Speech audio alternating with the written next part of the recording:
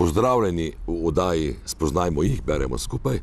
Tokrat izbrano pesem oziroma dve pesmi Jakoba Kornhauserja, poljskega pesnika, prevajalca, literarnega kritika in pa univerzitetnega profesorja. Dve njegovi pesmi je za Lirikom Fest Velenje iz poljščine prevedel Dušan Milan Pirc. Kvasarna.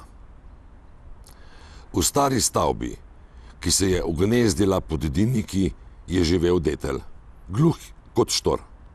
Skozi razbita okna smo mu metali kruh in mravlje. Posod se je valjal les, omet na stenah pa je spominjal na zvitke tore.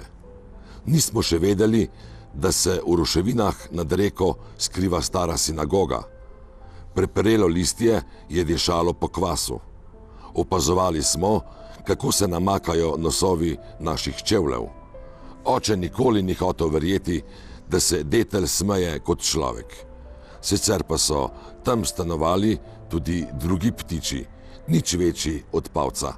Bila je jesen, sneg pa je zapadel šele marca. Rdeči kvadrat na beli podlagi. Zadnje hiše so se plazile k izhodu. Opazoval sem njihovo skrivališče za cerkvijo. Na drugem nadstropju so predvajali film, vsak dan istega, čeprav vsakokrat z drugačnim koncem. V kamrici za premog so prežali regali s knjigami. Nekoč sem eno ukradel, imela je črne platnice in je dišala po toplih sanjah.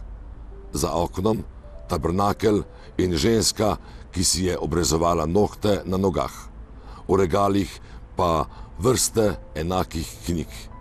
Tistega dne se je film končal mnogo prej in se moral hoditi po opustelih ulicah. Pogledoval sem v vsako razpoko, iskaje obežna vrata, kljuke za emigracijo.